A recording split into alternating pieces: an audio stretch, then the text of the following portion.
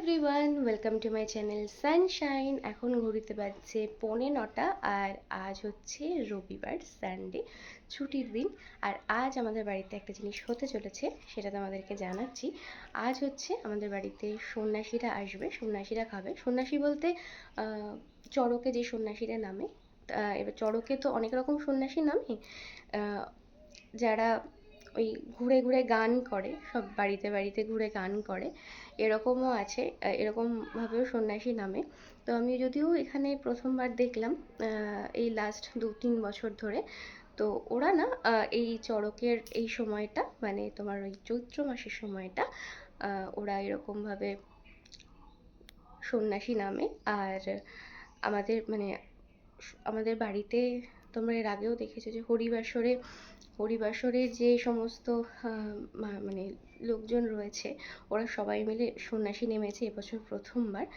আর ওরা সবাই মিলে সবার বাড়িতে বাড়িতে গিয়ে গান করে। তো আজকে ওরা আসবে। কদিন ওরা সবাই মানে সন্ন্যাসী নেমেছিল। এবার আজকে আমাদের বাড়িতে, এবার ওরা না সবার বাড়িতে বাড়িতে গিয়ে, এবারে যারা যখন নেমন্তন্ন করে সেরকমভাবে খায়। ওরা তো কেউ বাড়িতে খায় না। তো আজকে হচ্ছে আমাদের বাড়িতে, আর আজকে ওদের অন্ন খাবে না ওরা, তাই আজকে আমাদের অন্ন দেওয়া হবে না। তো চলো ব্লগটা দেখতে থাকো। তো আমি চলে এসেছি রান্নাঘরে। সকালবেলার রান্না, মানে ঘরের রান্নাটা করব। এখানে চাল ধুয়ে নিয়েছি, আর এখানে সমস্ত রকম সবজি কেটে নিয়েছি। আর এদিকে কাঁচকলাও কেটে রাখা আছে, সবজির মধ্যেই দিয়ে দেবো। আর ওদিকে চাল ধুয়ে রাখা আছে। এবারে সবজিগুলোকে ভালো করে ধুয়ে নেব।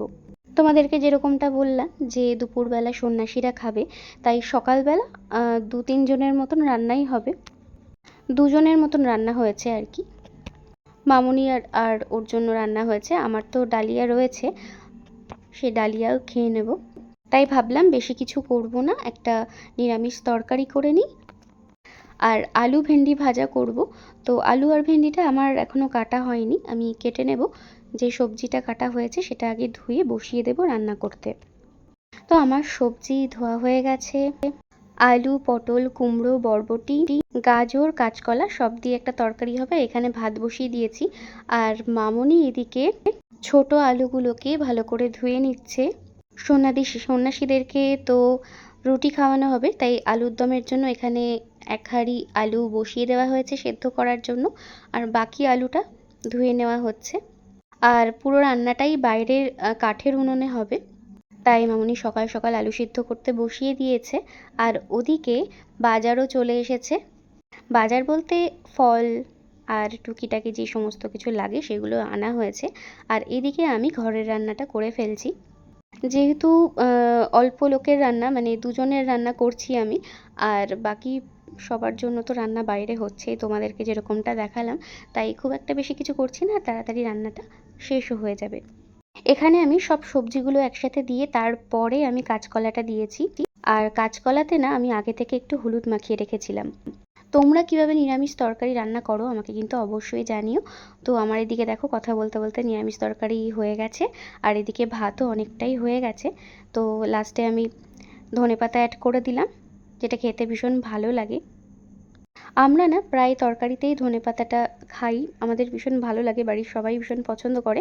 আর আমি সকালবেলা ব্রেকফাস্টের জন্য বানিয়ে নিলাম আমার প্রত্যেক দিনের একই রুটিন, ব্রাউন ব্রেড পিনাট বাটারের সাথে। আর আমি আজকে একটু কলাও অ্যাড করেছিলাম, যেটা খেতে কিন্তু বেশ ভালো লাগে। তো খাওয়া দাওয়া হয়ে গেছে, মামুনিকেও বললাম খেয়ে নিতে, মামুনিরও খাওয়া হয়ে গেছে।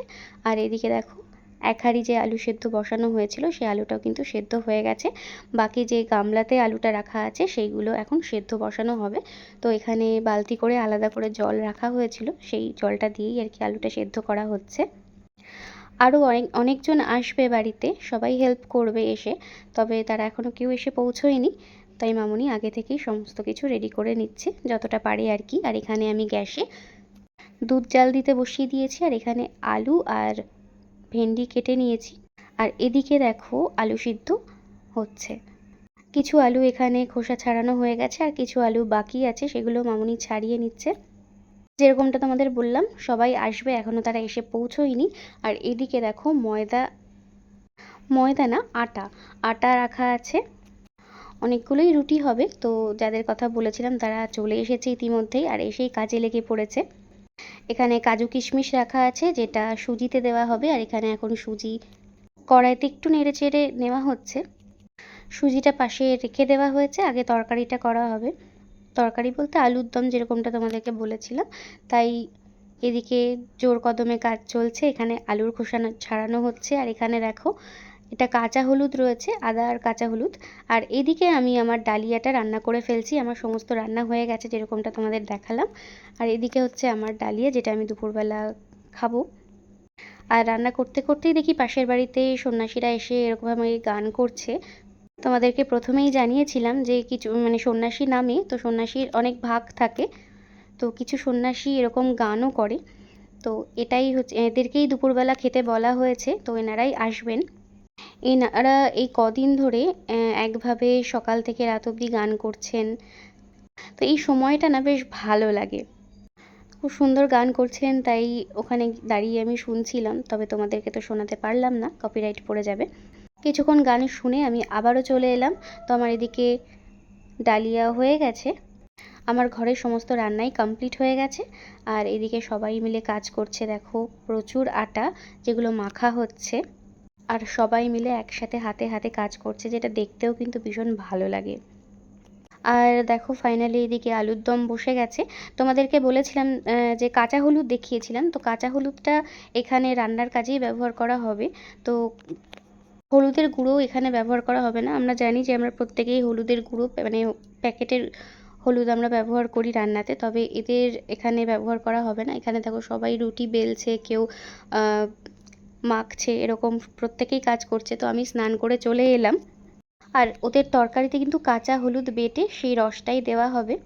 এখানে সবাই খেতে বসে পড়েছে, যেরকমটা তোমাদেরকে বলেছিলাম। আর এখানে সবাই মিলে হাতে হাতে কাজ করা হচ্ছে, সবাই মিলে একসাথে পরিবেশন করা হচ্ছে। আসলে সবাই মিলে একসাথে কোনো কাজ করলে সেই কাজের কিন্তু একটা আলাদাই মান থাকে। আর কাজ করতে কিন্তু বেশ ভালোও লাগে, বিশেষ করে কোনো ঠাকুরের বা কোনো পুজোর কাজ যদি হয়, সেটা তো আরও বেশি ভালো লাগে। আর তোমাদেরকে যেরকমটা বলেছিলাম যে ওরা অন্ন খাবে না, অন্ন খেলে আমাদের ইচ্ছে ছিল অন্নের ব্যবস্থা করার, তবে অন্ন খাবে না বলেই আমাদের রুটি করা হয়েছে। আর আগামীকাল অর্থাৎ চড়কের আগের দিন ওরা গৌরীগঙ্গা সাজে, অর্থাৎ শিব পার্বতী আরও অনেক কিছু ওরা সাজে এবং সবার বাড়ি বাড়ি যায়, গান করে। তো এটাকেই গৌরীগঙ্গা বলা হয়। আমি কখনোই এর আগে গৌরীগঙ্গা কি জানতাম না, কখনো শুনিও নি, তবে এখানে আসার পর আমি দেখেছি, আমার বেশ ভালোও লাগে। তোমরা কারা কারা গৌরীগঙ্গা সম্পর্কে জানো আমাকে কিন্তু অবশ্যই জানিও। তো দুপুরবেলা যেহেতু ওরা রুটি খাচ্ছে, ওরা একেবারে রাত্রেবেলা অন্ন নেবে, তার আগে ওরা অন্ন নেবে না। আর আগামীকাল যেহেতু গৌরীগঙ্গা নামে, তাই ওরা ফলাহার করবে আর অন্য কোনো কিছুই খাবে না। প্রতি বছরই আমাদের বাড়িতে না সন্ন্যাসীরা খায়, তবে এবছর আমি তোমাদেরকে দেখাতে পারলাম, আর কখনোই দেখানো হয়নি তোমাদেরকে। অন্যান্যবার না রাত্রেবেলা খায়, তবে আজকে দুপুরবেলায় খাওয়ার আয়োজন করা হয়েছে। তোমরা কে কে এই ভিডিওটা দেখছো, আর তোমাদের ওখানে কাদের কাদের চড়কের আগে কি কি নিয়ম থাকে, অবশ্যই আমাকে জানিও।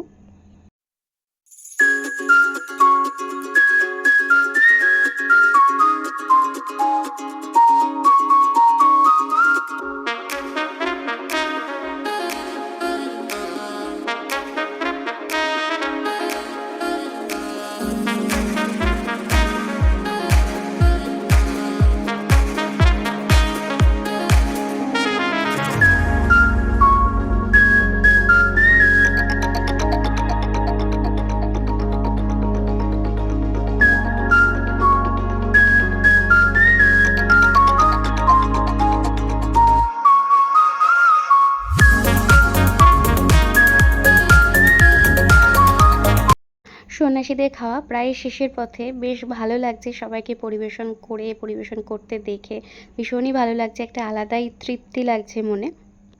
এখন সন্ধে হয়ে গেছে, আর এখানে দেখো দুটো ত্রিশূল গাঁথা আছে, একটা একটু বড় আর একটা ছোট, দুটোই শিবের মানে উদ্দেশ্যে রাখা আছে।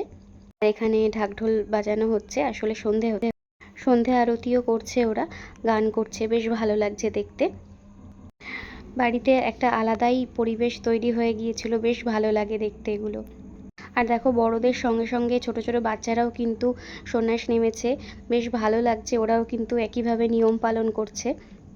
এবার চলে এলাম আমাদের একটা পাশেই বাড়ি আছে, সেই বাড়িতে আসলে উঠোনটা অনেকটা বড়, আর তোমাদেরকে বলেছি যে সন্ন্যাসী ওরা নেমেছে। তো আজকে রাত্রেবেলাতেই সাং পড়ানো হবে, যার জন্য এখানে এত আয়োজন করা হয়েছে। তো আমিও গিয়ে বসে পড়েছি। এখানে পাড়ার প্রচুর লোকজন ছিল, বেশ ভালোও লাগছিল। আসলে সাং পড়ানো কী জিনিস আমি কখনোই জানতাম না, আমি দেখিও নি কখনো। আর এটা দেখার জন্য আমি ভীষণভাবে এক্সাইটেড ছিলাম, কারণ দেখবে কোনো জিনিস যখন তোমরা দেখবে না বা কখনো কোনো জিনিস যখন আগে কখনো শোনোনি, সেটা শুনতে বা দেখতে না খুব একটা এক্সাইটেড লাগে। নতুন কিছু বিশেষ করে যেটা আমরা দেখি বা শুনি কখনো, এটার জন্য কিন্তু আলাদা একটা এক্সাইটমেন্ট কাজ করে মনের ভেতরে। তো আমারও সেটাই ছিল যে আমি দেখতে চেয়েছিলাম যে কি হয় না হয়। তো যার জন্যই খুব এক্সাইটেড হয়ে গিয়েছিলাম, আর গিয়ে একদম বসে পড়েছিলাম সবটা নিজের চোখে দেখবো বলে। তো আমার কিন্তু বেশ ভালো লেগেছে।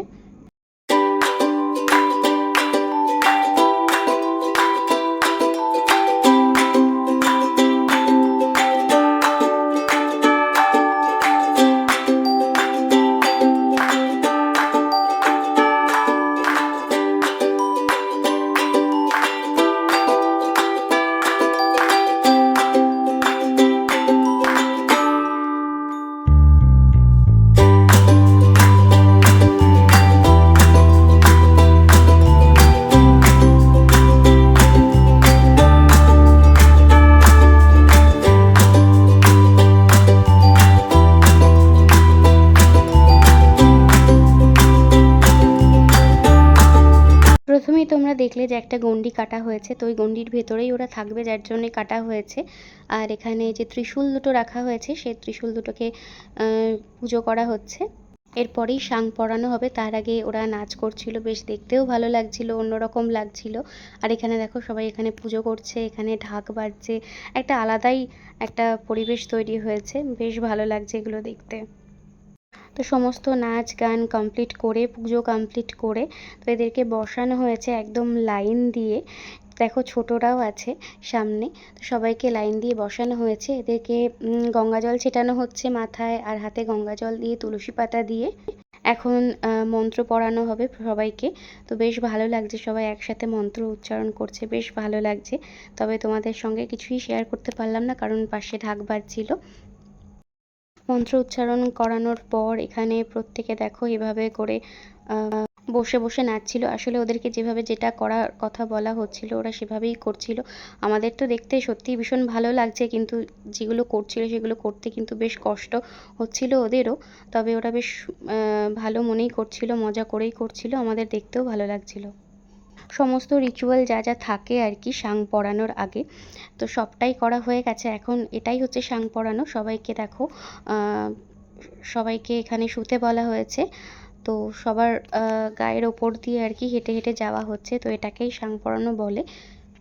আমি প্রথমবার দেখলাম, তোমরা কে কে আগে দেখেছো আমাকে অবশ্যই জানিও কমেন্টে। ব্লগটা এই অবধি থাকছে, ভালো লাগলে লাইক কমেন্ট শেয়ার আর সাবস্ক্রাইব।